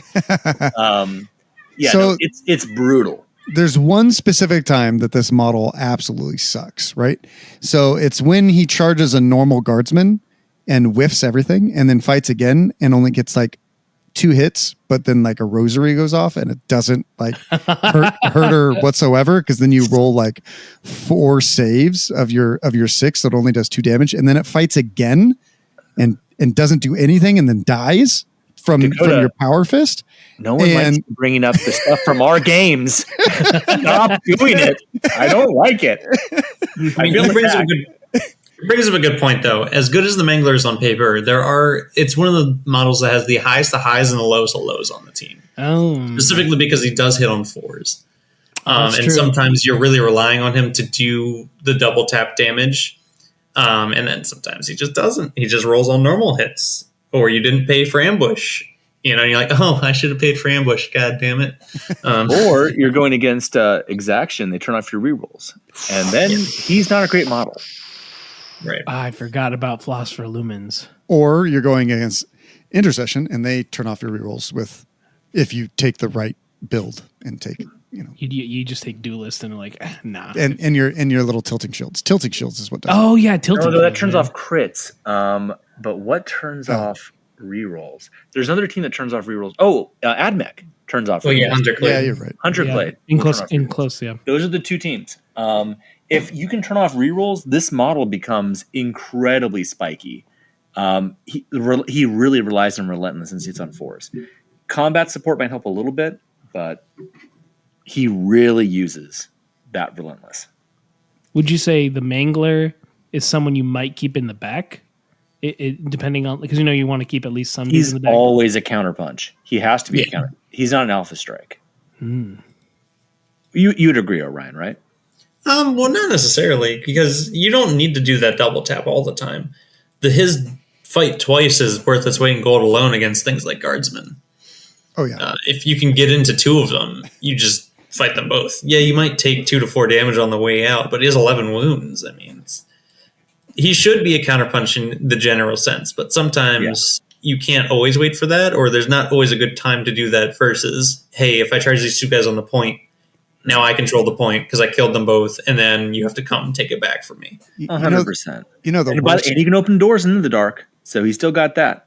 the worst thing is like when he's hiding on Into the Dark behind a door, and then like your spotter GA2s with your sniper and shoots and like hurts or kills one of the guys, and then the Mangler comes and kills both the spotter and the sniper, and you're like, wow, that fucking sucks. Is that what happened to you? That was It not is. my game. That didn't happen. I don't know what you're talking about, but that now it's a good thing. Like this is a good story about Fellgor. It wasn't me. That was not my experience. So like that's when I learned never to forward into the breach. They were just 3 inches forward, and he could do that on Into the Dark. So if they're any distance back, he could have done it. Oh, Merry Mayhem! What a good time. No, that was actually BAO. Oh, what the hell?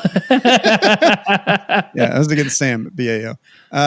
I remember things that scar me, and that's why I remember the Mangler. He's the one with the mask. He's the masked vigilante. Yeah, All the right. blind guy. The blind guy. Yeah. He just smells people and hits them. So we have next up the Fellgor Shaman. A lot of people were really pumped about this model when the team first came out. Almost a year ago. 9 months ago, right? So the Shaman has a bunch of psychic powers. I don't want to read them all because it'll be just as long as our ballads at the beginning of this. But you manifest psychic power, 1 AP. You can only manifest 1 psychic power. I've seen people try to manifest 2, but you can't because it's a unique action. Yep. So they have Mantle of Darkness, Apoplectic, Rejuvenation. Jesus, just call it healing, and Curse Weapon. Right? I see a lot of people use Curse Weapon. Rejuvenation is just your healing, and your mantle is Super Conceal. I rarely see people use Super Conceal. Is it because the other ones are just better, fellas, or do you guys use, or have I just fought not good Fellgor players? Super Conceal is situational, but really important when you need it. Yeah, Like the super conceal, you don't always need it. None of these you are always going to use. They're very situational in general. Like turn 1, you'll probably use Mental Darkness. If you have a very exposed like back objectives. If you don't though, or if there's generally safe places to go to, you're just going to use this guy to do a mission action. You can do some weird things where you can put a couple guys on engage and then pop him so they're still engaged but they're concealed during their activation, but it's very conditional and not always the best. So I mean, you do it sometimes you don't. I think a big thing I like to do with this guy is he follows behind the front lines and heals. That guaranteed 6 wound heal on models that have gotten a kill really sucks when you feel like, oh, I did a lot of damage, this guy's almost dead, and you're like, add 6 to his wound count. Brutal. That healing can be really strong. If you want to use like, it's a really fun way to use them. But you're right. If you're going to have a model that's just an action monkey or a throwaway, this is also the guy. The things are strong. You don't need the super conceal. You can use it. There's other ways around it. You don't need it most of the time. The making weapons hot, I could go a whole tournament and never use that. Oh, you shut your mouth. Ooh. That's a great one. I love Curse Weapon. He likes when things get hot. He likes to make it hot and spicy. So I don't know. Hey, you use Cursed Weapon against me. The fuck I you do talking about? use it. I absolutely use it. I could Stop trying to lie to our listeners. No, hold on. If they took it away, I wouldn't care at all. Like if GW tomorrow was like, we got the nerf, no more Cursed Weapon, I'd be like, ouch, hurt me. Like I'd be fine. I would be devastated. If they give me an option, will I curse a weapon or two? Of course I will. Yeah. I'm an angry goat. I'll curse a weapon. But I don't know. I'm fine with passing up on it. Fair. I'm not. I feel like cursing a weapon. All right. Orion loves it. That's I feel like cursing a weapon is just like scouts when we were like, hey, what are scouts going to do? They're going to be super scouty. And then they became like super scouty. They have a lot of scouting. And Wow. then angry goats are like, we don't shoot stuff very much. We're going to curse weapons. I We're feel going like to scorn their ways. Yeah. There you go. Yeah, I love doing it. I've killed plenty of models with it, which may be surprising. I don't know. I love targeting plasma gunners with it because they're damned if they do, damned if they don't. And then if you target the plasma gunner again, it's even funnier the second time because now no matter what, they're taking 4 mortal wounds. Oh, yeah? Hold on. They roll ones. Can you stack it? Yes, you can. So if you curse somebody's weapon, Kimmy Jelly. Come on, Kimmy. I thought you were supposed to know the rules. I thought you were some kind of huge player or something. Yeah, so if you target somebody's gun, am drunk and barely wear pants. What are you talking about? I didn't even know you could do it multiple times. This is fascinating. So go ahead. Yeah, Ryan. know. yeah, so if you target somebody's gun, you can give them hot. It has a special rule here. It says if they already have the hot profile, now they suffer 1 additional mortal wound. There's nothing that says that this ability, it just gives it hot. So if you do it again to a target who got hot, now they're taking 4 mortal wounds. Yeah. So it starts off at 3. The first time goes to 4. So the second time they're taking 5. no, you can't stack it beyond 4 because it says if they have hot, they just deal 1 mortal wound, 1 additional. Oh, but okay, so you wouldn't do it twice then. You would still just do it once, right? No, you do it twice because if you're referencing the plasma gunner, the plasma gun has the profile not to shoot hot. Right.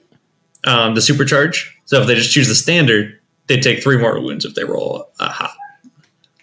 Oh, okay. Mm-hmm. I got you. If you target them again, they don't have a choice. Okay, Right. interesting. They have to pick one. Yeah, okay.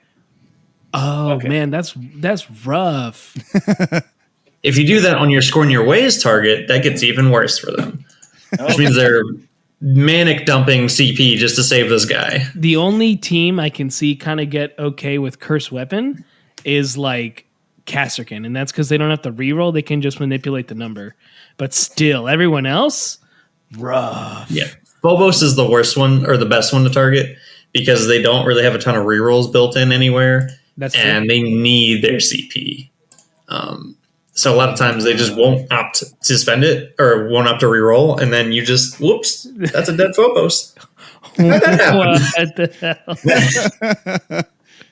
You know, Bolter Discipline will do that to a guy. With elites, dealing just 3 mortal wounds gets a lot of break points. Really strong. If you do get into melee with them now, so much easier. Okay, how many more models do we got here? There's only 2 Well, more. we got our Nurgle one, the Fellgor Toxhorn. He has a cool thing called the Pox Bomb. You select 1 point in the kill zone within 6 of this operative. Does not have to be visible. just within 6 Fucking inches of this hate operative. this model. I hate this model. Roll 1d6 for each other operative within 2 inches of that point, circle. On a 3+, subtract 1 from the APL. Cool, you did a mini stun. And on a 5+, they also suffer 3 mortal wounds. Yeah. And then also, this operative is unaffected by APL modifications, and it is not affected by the stun critical hit rule, which means even in melee, if you hit them with a crit and stun, you can't hit and parry. It just turns off stun critical hit. Or at least that's how it was explained to me. And they have a 6 appeal number. Yep. This guy is, what is it? The disciple of I can never say it. Ysindra. It's one of those kind of models. Yeah. So the only reason why the Toxhorn's Pox Bomb doesn't work on Into the Dark as well as it does Open is because you can't measure through walls. Correct. Yeah. But with this blessing bullshit, you could be on one side of the wall and just be like, well, it's here now. They have the same problem as Vetguard, is that you could just measure through walls. Boom. Well, here's the thing. Orion, correct me if I'm wrong here. The fact about Toxhorn is everything we just said is exactly what we need to worry about. He moves up, he throws the Pox Bomb. Like, there's really not a lot to say about this guy. He's good. He's one guy I like to give the rending on the cleaver to. Don't forget his 6-up feel no pain. But like, he moves up, he throws that Pox Bomb, you might get some stuns. Great model to use.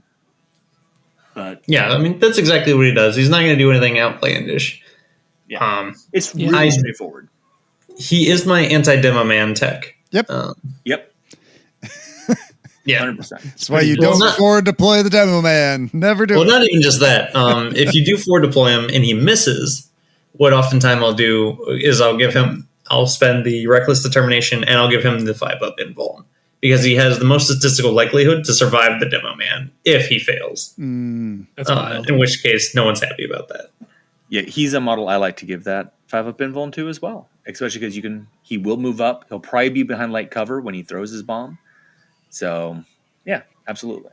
So this coolest play I've ever done as a Vetguard player into this team. The Toxhorn guy came up and stunned all my models except for because I clumped him up, except for the demo man. Gave the demo man +1 APL. I charged my leader into the Toxhorn, and then my demo man moved within an inch, placed the mine, dashed backwards, killed all 3 goats. And then the very next turn, the Toxhorn was like, cool, I'm going to kill your leader because my leader charged. So he killed my leader, and then I was like, cool, I'm going to only death my leader. And he was like, oh. And then the Fellgor got removed, and then my leader ran over and plasma pistoled his leader and killed his leader. It was just like a snowball. It was retarded. I was like, haha, I Fellgored the Fellgor. Take that, motherfucker. I'm going to speak on behalf of me and Orion. That story is disgusting, and we hate it. No, keep those stories going. It'll make us sound bad. All right. You too can beat your own goats. I mean, if my you only play like that. But don't play like that because it makes the goats sad. Yeah. They're a good team. Fellgor's good. G, you want to take us away on the next one? Yeah, let's do the Vandal. All right, we got our Vandal. This is another 10 wound model, which is always pretty cool. Who has a special rule of Vicious Blows. Also, he has Reap 2. Reap 2 is great if you're playing into like Gellerpox. Hit the little guy, Reap 2 into the big guy. Yep. Awesome moves. Anyways, back to the Man Crusher with Vicious Blows. Each time this operative fights in combat, if you are the attacker, this weapon gains the cease of special rules. Rerolling 1s is always nice in combat. If this operative performed a charge action during this activation, the weapon gains the Relentless special rule for that combat, which is also even better, because now that's all your attacks are rerolling, not just one. And of course, you got Sweeping Blows for 1 AP. Each other operative visible to and within circle of this operative suffers D3 + 1 mortal wounds. This operative cannot perform this action while it has a conceal order. So interesting rule thing came up here at LVO about Sweeping Blow. Orion, do you want to talk about it, and then I'll tell you how I ruled it? Yeah, it's nothing crazy. Like, it's not game breaking. No. Just for Sweeping Blow, it's kind of unclear if you roll 1 dice for each target or you roll 1 dice and affect each target with said dice. And I could see it going either way, but we had to rule it some way. Yeah. So how I do rending until it becomes, I do it the same way. So I think that rending in this is pretty similar, where like you either pick up each individual roll and you can roll them all separately, or you just pick up all dice at once. And the same thing with Sweeping Blow. I ruled you just roll 1 dice and it affects everyone. And then rending, you have to select your dice beforehand and you have to roll all the dice that you predetermine. And neither one is extremely clear on how it goes. But since I ruled rending that way before the tournament started, I ruled Sweeping Blow, which kind of was my go-to on the reason why I ruled it the way I did. And it was funny because some people at the tournament were actually doing singular each one, and some people were rolling just once for the whole thing. So I think it was after like round 5, I was like, hey, for now on, just roll it like this. However you were doing it before, it doesn't matter. Just do it like this for now on. So, but hopefully we get an FAQ or an errata or something that hopefully helps clarify this and a few other rules. Go ahead, G. You want to ask your questions about Vandal? Yeah. Actually, I'm not quite 100% sure where to really use this guy. Obviously, you want to put him into like a group of dudes, but there's like quite a few other guys who want to be into groups of dudes. You guys are experts. Where would you put it? Wherever the action is hottest. That should be what I'm. Okay. How about you, Ryan? Oh, I'm sorry, guys. There's something going outside my window right now. Ooh. I'm curious. Is it dry? Yeah, I think I have a lot of coyotes outside my window. I'll be back. Oh, okay. Ooh, interesting. You put him into the fray. It's like Jimmy's puppies have invaded Orion's backyard. The canines, they are taking over the world. Everyone watch out. Was it foxes or coyotes that aren't a cat or something? Like they're not cats, they're not dogs, they're like something else. What? I don't know what just happened. I think it's too late and I'm too drunk to process that. Coyotes are Canines. So then it's got to be foxes that aren't canines or cats. I've been attacked by coyotes before. Me and my dog at the park. I think I'm going to look it up. I know what Giacomo's talking about. There's some animal that's like an in-between species evolution. Yeah, that's what I'm trying to figure out. We'll figure this out later. The next episode of Squad Games to find out what animal is in between a cat and a dog.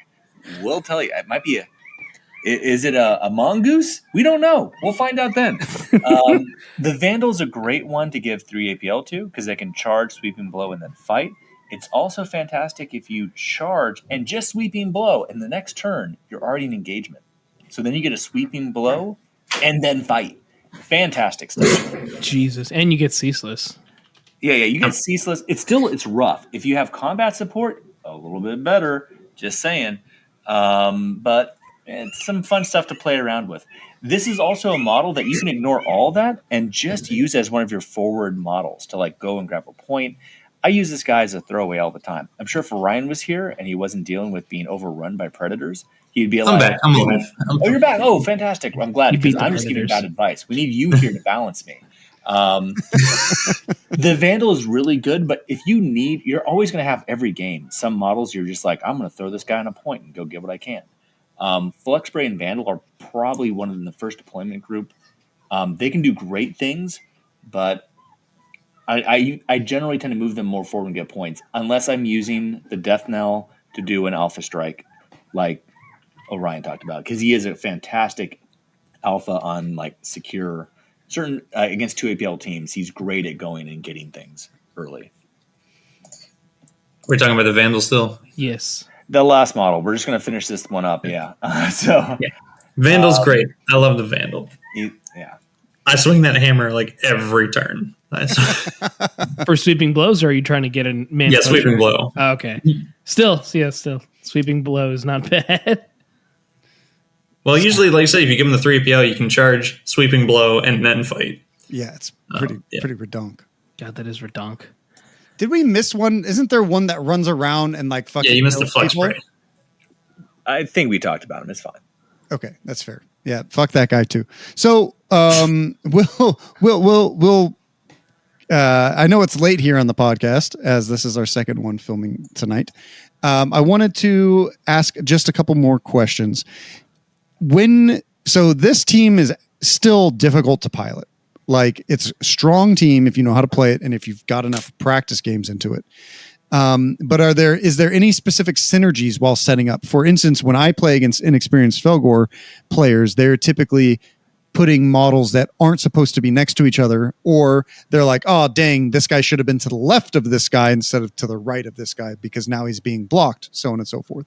Is there any kind of like setup tips, and does it vary from open to into the dark? Yeah, for me, it completely varies just from map to map.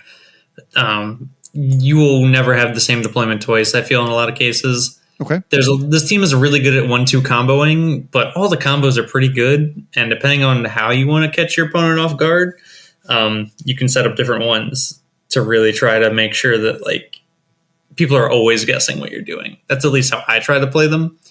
Most people will try to set up the Gorehorn and the Whip guy together. That's like a great play to do, and there's nothing wrong with that. But if you do that every game, it gets a little telegraphed. This team has a unique ability where you can just kind of set up everybody kind of anywhere. And then some people you never know who's going to dash. So you try to keep your opponent on your toes. Okay. That's fair. Smart. Totally agree. All right, there's, depending on the mission, depending on the map, depending on the opponent, there's so many different ways to play this team. And the fun thing, the reason why I want to stick with this team for a little bit is it's exciting. There's so many different ways to play it. You can try new strategies. You can get comfortable and effective and be like, you know what? I'm going to pick a different tactic and route to play this team. And it's still viable. It's not like, oh, this is the way you play it to win. Like if you want to play Farstalker, right? Like the Crew, there's like one specific way you play it, right? Like there's like, all right, you're going to take, the fix the books or whatever it is, and you're going to take implant and retrieve item, and you have like a basic game plan. That's the way you play Crew. That's by the book. You deviate too much, it's just not going to work. With Fellgor, there's a lot of effective ways you can play this team. There's models you can lean on, different synergies you can try. Maybe some are better than others, but like there's a lot of good ways you can mix that team and it still works. All right. So last question here comes from our Discord, Dr. Zero Hour. What are the fundamentals required to make a kill team viable in tournaments? So what makes a team good, and why would you bring it in this meta? Right? Like what makes a team good, and why would we keep saying that Intercession's not good right now? Even though they were good for a while, right? What makes a team? I have a couple ideas of what makes a team good. Being goats, that makes you good. Right there. Greatest of all time, right there. That was good. I walked right into that one. I had to pull it out at once, at least once. I think everyone was waiting. Yeah, I think what makes a team good, in my opinion, is what you're looking to get out of the team. It's a little convoluted, like, ask yourself the question. But a lot of times when I take a team, it's not because I think it's the best. It's not because I think, this is the appropriate meta for this right now. It's because I'm like, hey, I wanted to melee this specific way. Or, you know what, I actually want to do some shifty, weird, obscuring shooting, or I want to do some heavy point control this time around. So I'm going to play this team, and I'm going to pick the team that does that the best that I have in my arsenal. Like right now, I've been playing demons pretty consistently, and it's just because the team isn't necessarily good, but it does what I want, and the way I'm playing it is making it work. I wanted high activations and high melee. So that's, and I'm forcing that. I'm just blunt forcing that through to make it work. I think most teams in this game have the fundamentals to be a good team, and it comes down to your play style to make it the team that works for you. I agree, because not everyone can play goats. Not everyone's fundamental personalities can let them be either that aggressive or know when to be not aggressive. Some people just don't want to do that. And if we based one team on everyone, not everyone's going to think that team is good. Absolutely. They're going to think it needs more. Maybe they're going to think it needs less. It's all subjective based on how you play and how you analyze the team for scoring, essentially. So what you're saying is just get good. No. I was kidding. I think setting goals and knowing what you want to try to accomplish from tournament to tournament is important, and then picking a team to help you get that. If you just want to play intercession, then cool, just play intercession. But if you want to I'm going to max all my tac ops this entire tournament, then take a team that specifically, maxes tac ops the easiest, and then focus on that in order to get better. Yeah, if you want to max tac ops, take Harlequins, Void Dancers. If you want a good team, I don't know, you could take a team with 10 models and 10 to 11 wounds each that all live twice. I mean, that could be good. I thought we were talking about commandos for a second. Sorry. Yeah. I mean, that would also be good too. No, that's a really open-ended question, but I think Orion answered it really well. I think, I think you nailed it. Fellgor is a good team. There's other good teams too, but almost every team in this game is good. Agreed. And viable, and they're all different. Mm-hmm. So I mean, and they all change. All teams have counters too. All teams can be countered by someone. Yeah, they all change from meta to meta too, right? Right now, goats aren't good in Australia. We did not see them perform well at the Purge, right? They no one placed or did well with them whatsoever compared to all the shooting teams. Novitiates, Kasserkin, Vetguard, all these guys, right? So, I think it's and orcs placed well there as well. So I think it's also knowing where the meta is, and whether you want to put the time in to learn the team, because this is a team. If you want to play a team efficiently, you have to learn the team. You have to put your practice games in. Unless you're Jimmy Kelly and you can just pick up a team and take them to a tournament. Oh, please. I can't do that crap. Don't say that. How many times did you play Fellgor before LVO? Was it 4? Not important. Okay. It doesn't matter. I don't know. Yeah. So I've seen them a couple times. I don't know. I saw them around. We saw each other. We waved in the hallway. I don't know. That's fair. So closing out this podcast, Jimmy, did you see the text I sent you? Yes, and I hate you. No. Look, here's the thing. Dakota's such a monster. We're doing this podcast and we're talking. I've been drinking for 3 hours and just talking crap about mostly East Coast players and people south of the equator. And while we're doing that, Dakota decides to send me shenanigans on. He sent me a thumbs down. That's what's going on. You might have to listen to both podcasts to understand the significance.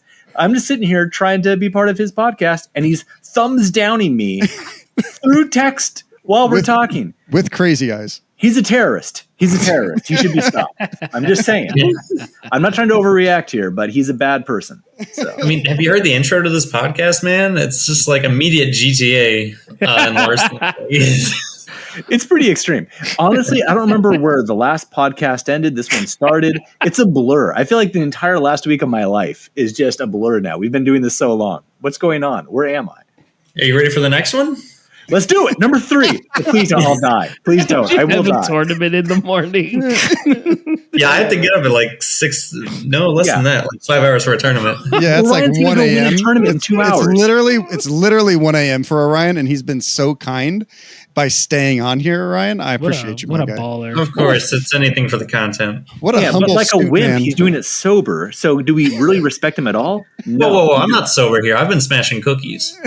And milk. Damn. And milk? Oh, Yeah, these aren't just any cookies. These were blueberry bacon cookies. That You- Angel made. Shit. Is You that are good? an OG monster. Yeah, They are that's good. fantastic. So they're like a blueberry and cake cookie.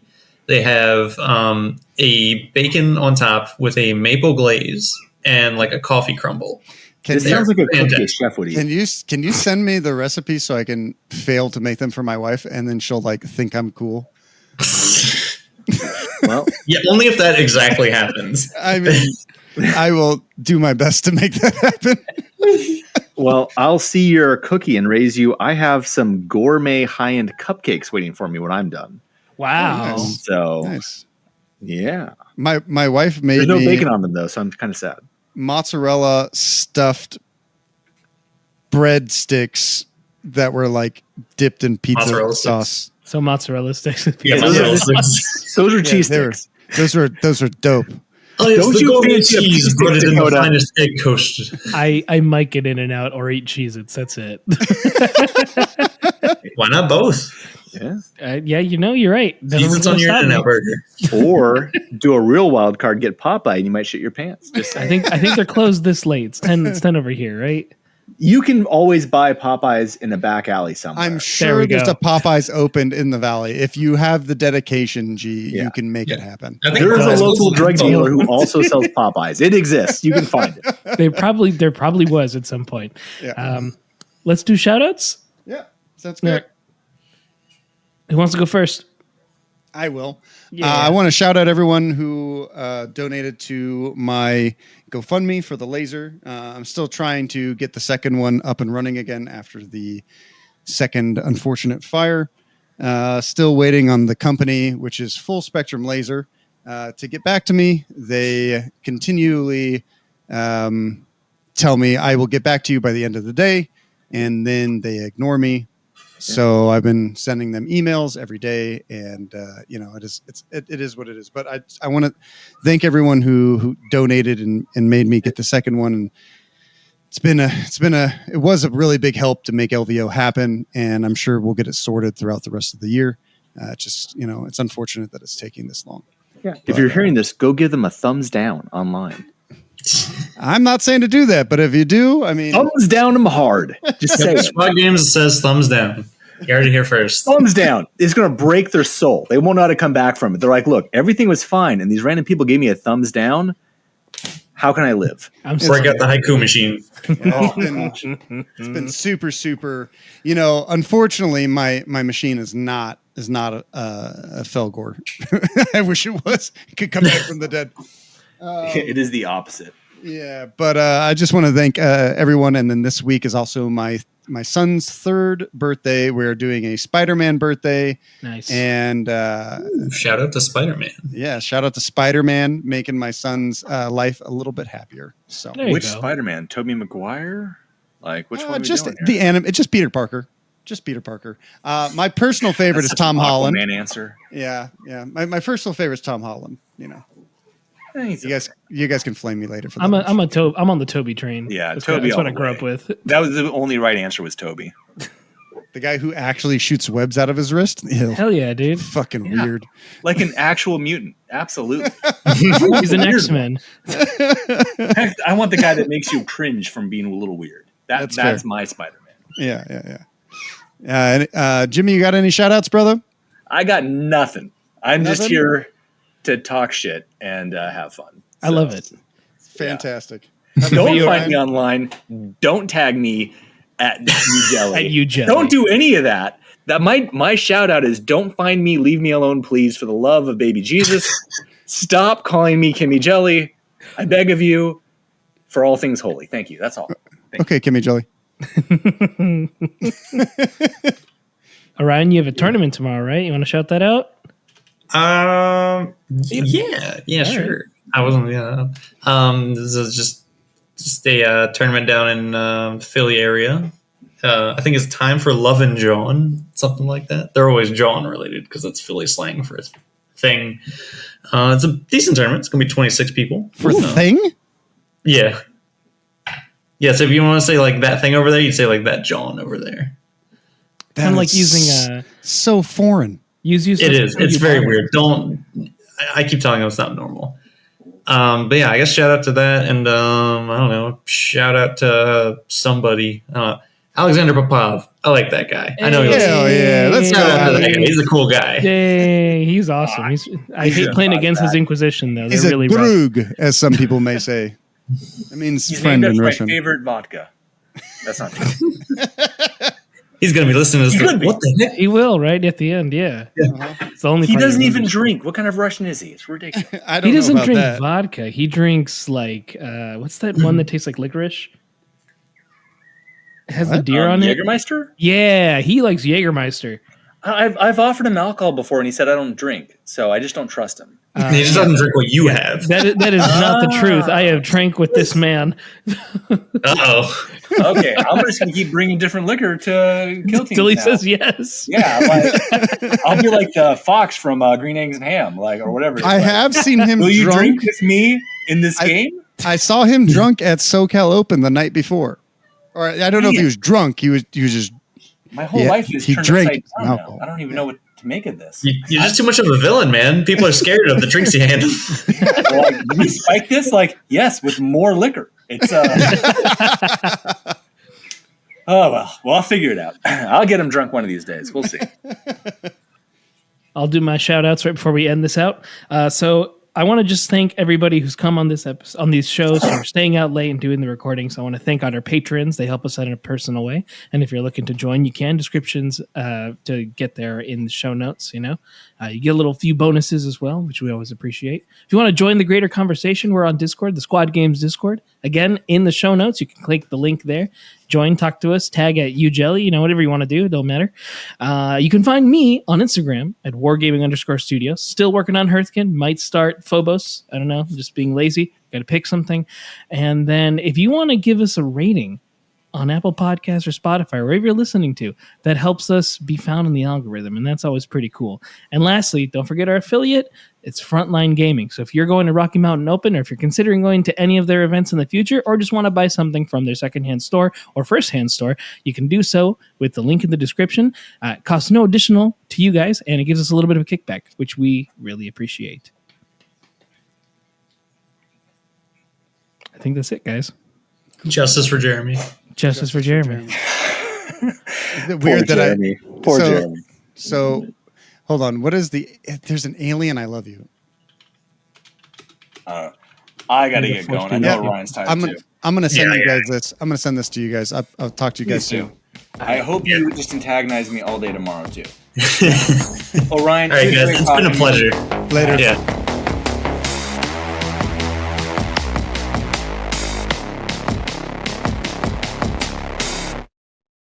The Squad Games podcast is a production of Squad Games Entertainment.